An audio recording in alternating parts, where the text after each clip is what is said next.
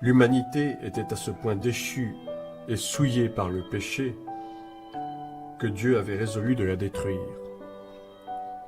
Seul Noé et sa famille, considérés comme justes, avaient été épargnés. Aujourd'hui, pouvons-nous dire que nous serons épargnés si Dieu décide de déchaîner sa colère?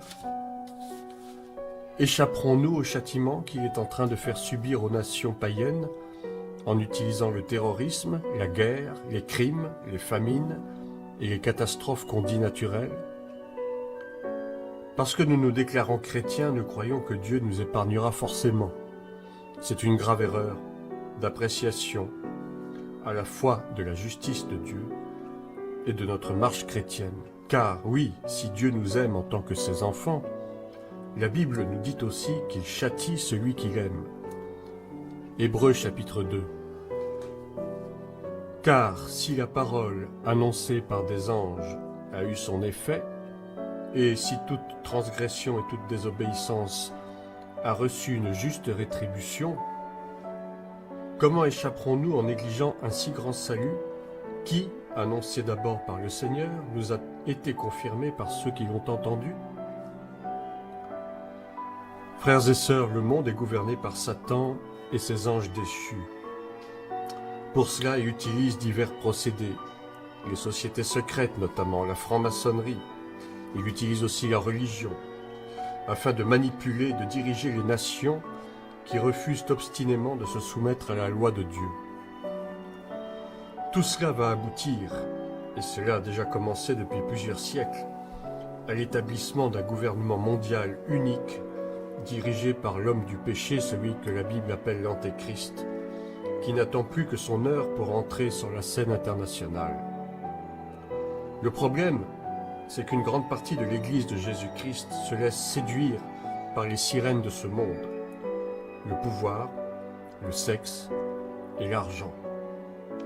Beaucoup de chrétiens se laissent berner par des fausses doctrines qui, sous couvert d'une fausse interprétation des textes bibliques, exploitent sans vergogne les besoins fondamentaux de l'être humain pour les pousser à l'extrême sans aucune retenue. Bien des pasteurs même et d'autres serviteurs de Dieu exploitent la crédulité des fidèles pour leur faire miroiter de fausses promesses venant soi-disant de Dieu.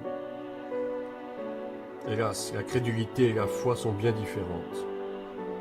On nous vend une religion faite d'humanisme et d'un salut à bon marché qui ne peut soi-disant pas se perdre. Grave erreur. Le salut n'est jamais définitif et peut se perdre à tout instant. Il suffit de replonger dans le péché et d'y demeurer suffisamment pour que le cœur s'endurcisse et qu'il n'y ait plus de repentance possible. La Bible nous le déclare dans le livre des Hébreux. Hébreux chapitre 10, verset 26. Car si nous péchons volontairement, après avoir reçu la connaissance de la vérité, il ne reste plus de sacrifice pour les péchés, mais une attente terrible du jugement et l'ardeur d'un feu qui dévorera les rebelles. Celui qui a violé la loi de Moïse meurt sans miséricorde, sur la déposition de 2 ou 3 témoins.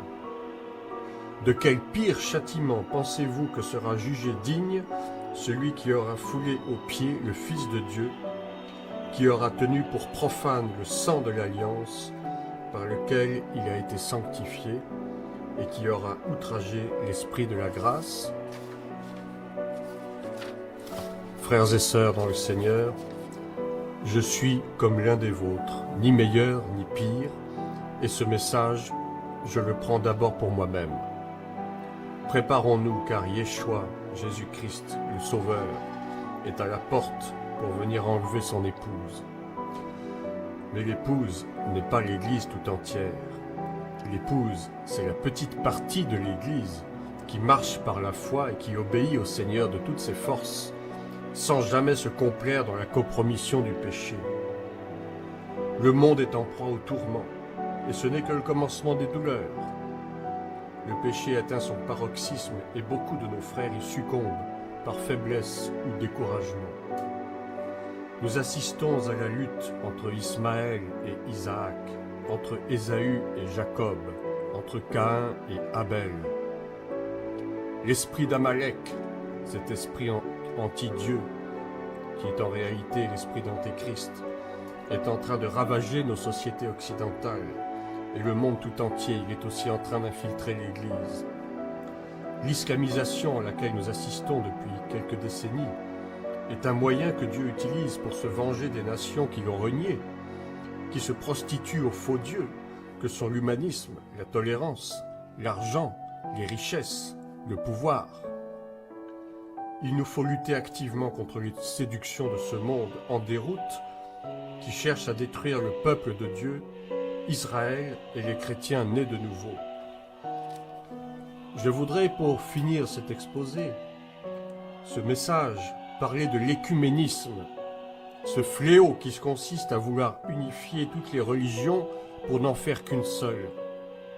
Ce n'est pas la volonté de Dieu, cette soi-disant unification. Déjà, le personnage de Nimrod, qui lui aussi est un archétype de l'esprit de l'Antéchrist. Nimrod, dans Genèse, avait tenté de créer, entre guillemets, une religion unique à Babel, qui n'était qu'en fait une immense idolâtrie de sa propre personne. C'est ainsi que plus tard, le catholicisme romain s'est créé une idole en la personne du pape, qui n'est autre que le successeur des empereurs romains, dont la tête de file fut l'empereur Constantin. Celui-ci, en 313, établit la religion chrétienne en tant que religion d'État. Le monde païen a commencé à infiltrer l'Église dès ce moment-là jusqu'à aujourd'hui. Nous, chrétiens nés de nouveau, nous ne devons jamais pactiser avec les religions qui ne prêchent pas et qui ne croient pas en Jésus-Christ, seul médiateur et seul sauveur. Il y a là un grand danger de séduction et beaucoup sont déjà tombés. C'est la grande tactique de Satan en ce 21e siècle, de réunir le maximum de croyants sous sa coupe et les mener à la destruction et à l'enfer. Soyons vigilants, veillons les uns sur les autres ainsi que nous le commande la Bible, et demeurons dans la sanctification sans laquelle nul ne verra le Seigneur. Soyez bénis, à bientôt.